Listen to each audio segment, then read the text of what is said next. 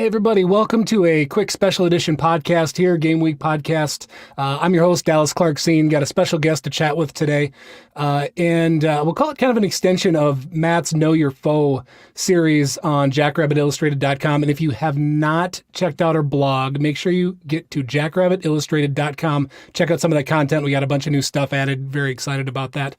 And before we get going, I also want to call out Kubota Dealers of South Dakota, our title sponsor for the year.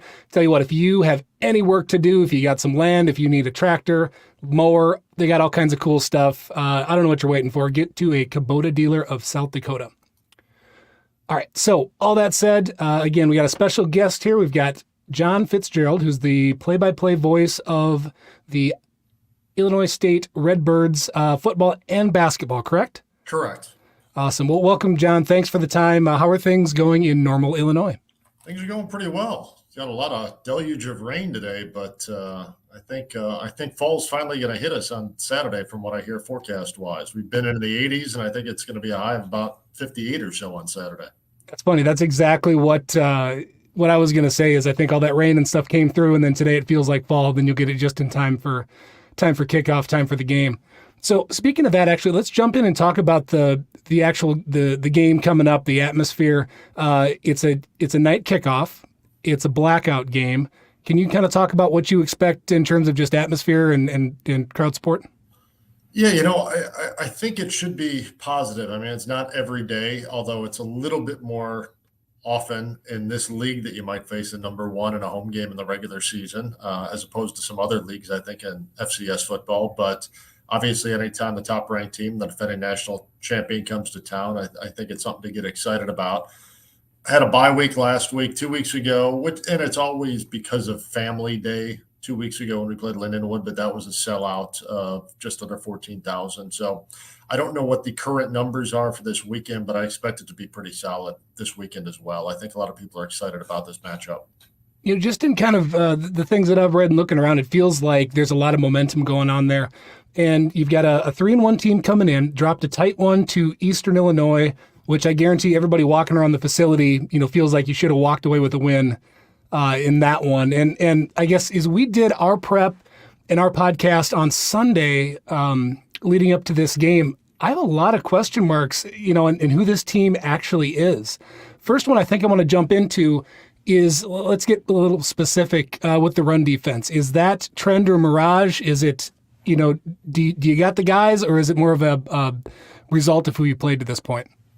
You know what? I think, to be perfectly honest with you, I think we do have the guys. Some of them are younger. I think this has been a collective group defensively that has probably overachieved from what people assumed. Not necessarily overachieved from a talent standpoint, but I think when they had to replace as many people as they did in their front seven from a year ago, including the Buck Buchanan Award winner and Zeke Vandenberg.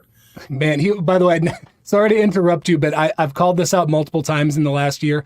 I have never watched a defensive football player control a game like he did last year. Man, he was fun to watch. Yeah, he really was. So, I mean, I think that was the part of this club on the defensive end that was really the biggest question mark going into the year.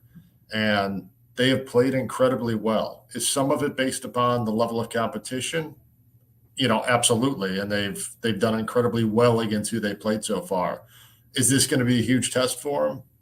100%. So you have some questions about it. I think we probably collectively have some questions here in Bloomington Normal as well about that. And I think we'll probably know a little bit more on Monday or Tuesday. Well, hey, there's 3-1 is 3-1. Again, there's a lot of people I'm sure that think they should be 4-0, but you don't need to apologize for a win. That's a win. I want to ask a few more questions about the defense, but actually, since you touched on, if you want to call it rebuilding, reloading, restructuring the defense, I want to talk about Coach Spack a little bit. And we chatted on Sunday for those of you that listened to that. And I'm a big fan. I'm a very, very big fan of his. He and Coach Stig, I think in a lot of ways, are cut from the same cloth. Also, I'll try to repost it. Kyle from Splitting Hairs sent me an interview that he did with somebody local on a podcast there, and listening to his just take on life and the mix of caring and tough love and wisdom that came out of him was impressive. I absolutely loved it. I'll try to share that on Twitter if I can. But can you speak to kind of, again, the rebuilding and reloading and just kind of what Coach Spack brings to that? From a rebuilding standpoint, Yeah, just general approach. I think that this has all been really foreign territory to Coach Spack over the last 2-3 years. Obviously, college athletics is changing by the day, and I think the field goal posts are moving by the day. And I think, as you mentioned with regard to the comparison to Coach Stig, and I think they both had really high mutual admiration for each other, and we're both very close. He's old school, and I think he'd be the first to tell you that he's old school. He leads with an obscene, caring heart, and he's an incredibly high character individual. So my ability to work with him on a daily basis is really a blessing from my role, having to deal with coaches' shows, pregame interviews during the game. It's fun, and he's an easy guy to root for because of how he goes about his business and really leads men, which at the end of the day is, a lot of things have changed in college athletics. I don't know that the mantra of that's somebody that I want my son or daughter to play for is ever going to change, and he really fits that mold. Now, I do think the transfer portal took a little bit of getting used to for him. I think how things have changed over the last couple of years, and I think he was a little bit hesitant to go both feet first into the transfer portal a couple of years ago. He's done it a little bit more selectively, and I think he's changed his approach a little bit and surrounded himself with some really good assistants. And I think that is why they've been able to enjoy some success this year. And yeah, obviously 3-1 as opposed to 4-0. And there were a lot of points left on the field, let's say, on that afternoon at Charleston that I'm sure they'd love back. But I mean, he's a first-class individual representative of this university. And I think he surrounds himself with student athletes of high character, but especially from a coaching staff standpoint, guys who are really high character and really care about the kids as players and as men. Yeah, that comes through. And, anytime you've got that kind of leadership, you have no doubt that he'll be able to get things rebuilt, restructured. And yeah, I'll be the first. I'll root for him every day except for this Saturday coming up. It's understandable. Let's turn back to talking about your defense a little bit. We discussed the run defense, if that was, more of a result of who you played so far. But just in general, if I'm Coach Zach Lujan, how do I approach? Because I again, very solid defense. I think all around you guys have. So, like, what approach should I take? What would you do? I might dance with the guys who've brung me so far and see if you even need to change a whole lot. I mean, I think we're still early enough in the year, and I think we're getting to the point where I think there's enough film on people, especially with newcomers, to get a pretty good read on people. And I think Coach Lujan is at a different level of football acumen than I'm ever going to pretend to be from what he can see on film. But, it's hard to argue with the success you guys have had, regardless of who you've gone up against. So I'm not so sure it wouldn't just be strength on strength and see who's better at this point, but not necessarily change anything specifically. Because that's the thing with this team. It's young defensively, and it's still continuing to really develop. So different guys are having outstanding days on different weeks. And it's been consistent from a collective standpoint, but individually, it's kind of ebbed and flowed a little bit as far as kind of who the stalwarts have been on a given weekend. So I think our safeties and linebackers are arguably really solid. I don't want to say as good as anybody we're going to face, but they're very solid. I think our front 3-4 with the jack linebacker have developed and done a very good job. We've gotten tremendous pressure on quarterbacks. They've been able to really stymie the run defense for sure in that front seven. The one thing that probably hasn't been really exposed a ton yet is the vertical passing against us. And that's one of those things that I think we are 4 games into the season, but time will tell exactly how effective that is. And I don't think they've been challenged because they've been so effective in getting pressure on the quarterback where he's had to release it early. It's been a lot of passes out into the flat to stay away from the sacks and stay away from tremendous pressure. So that would be the one that I think still maybe needs to prove itself on paper and on film a little bit. Okay. And I don't know what it is that we're going to, come in with, because I think it's the South Dakota State offense that has an absolute embarrassment of riches. And it's weird as a fan being as favored as we are going into every game and having the level of talent that we do. We've always had good players, but it's ridiculous to know that, Lujan could step back and he could pick a team apart just about any way that he wants to.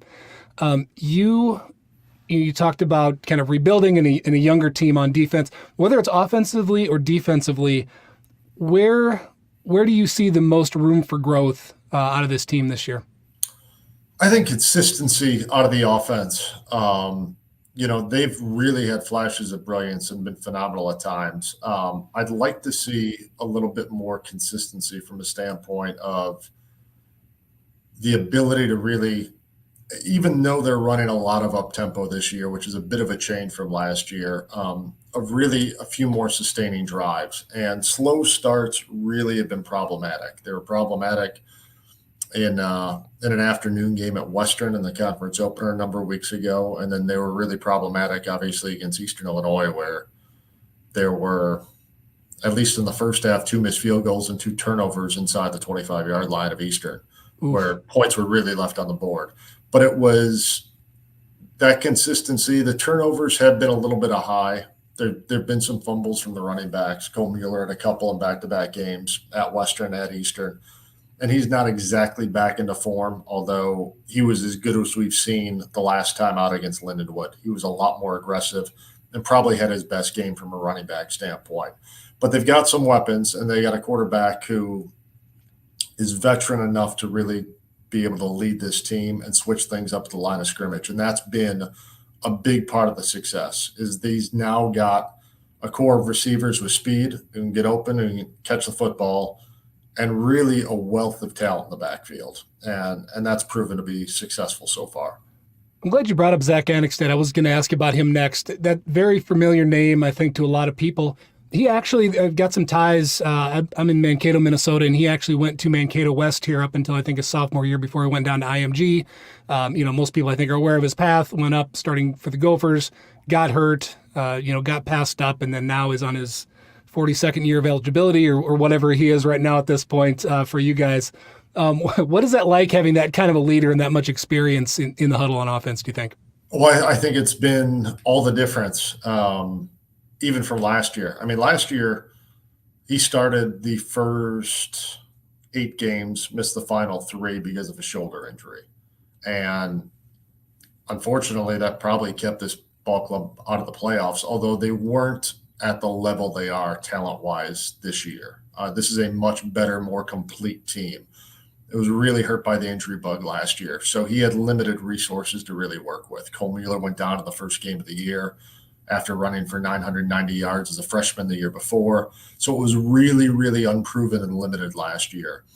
But he has been able to really, I think, in 2 realms. One is this is his last crack at it after a very lengthy college career. But he was able to get reps. He's come back stronger, and he's done a lot of things off the field this year leading up to the season that have been able to not only help with reps and familiarity with his offense, but I think has really taken a leadership standpoint. Last year was difficult for him. I mean, he's an FBS transfer coming down from Minnesota. He's the starting quarterback, but he really hadn't played college football and taken snaps since 2019 because of the injuries and being passed over at Minnesota. So that's a long gap and a lot of cobwebs that need to be kind of taken care of before you can really settle yourself into a leadership role. He's been able to do that this year. But the offense really goes around him. I mean, he makes play calls at the line of scrimmage, checks out of things, checks into things. And that level of experience on the field has really made all the difference, I think, for this team. Yeah, agreed. And again, another guy that I will definitely be the first to cheer for him, every game when he's not playing the yellow and blue. So I guess kind of in closing here, before we talked about Zach, you mentioned, just leaving stuff on the field. some turnovers, some slow starts, that kind of stuff obviously is not going to work with the number one team coming in. That'll kill anybody. On the flip side of that, I think South Dakota State is prepared and understands this year that they will get everybody's best shot coming in. That's kind of a new spot to be in. What do you think, in general, Illinois State needs to do to walk away with a W this weekend? Well, without a doubt, I think, as you touched on, I think getting off to a good start is paramount in this ball game. Now, whether or not that ends up being points on the board immediately, like they did against Lindenwood or a few other ones, probably not as important. But I think the way that South Dakota State in recent weeks, and last week's a perfect example against UND, is just able to take the football, get a 3-and-out, go down, and really establish themselves, it creates just too much of a barrier to be able to come back from, regardless of the type of offense you run. I think it's psychological as anything, and I think that's a huge part of their success is that being able to kind of flex their muscles early on and take control of the football game. So for the Birds to do that, I think an early start is without a doubt paramount. And, without being overly cliche, I think you have to incredibly limit turnovers. And it's one thing to be pumped up for a game and give your best and know it's going to be the best shot because they are the defending national champions and the number one team in the country. But it's another thing to actually execute that. And I think if the Birds can execute what is their best shot, then I think it's going to be a ball game. But it's going to come down to that. I think as much anything, it's going to be how well the Birds execute their stuff as opposed to who they're playing. Excellent. John, thanks for your time today. Appreciate it. Absolutely. Thank you for having me. Yep. John Fitzgerald, everybody, voice of the Redbirds. He'll have the call this Saturday. Kickoff 6 p.m. from Normal, Illinois. We will talk to you soon. Go Jacks.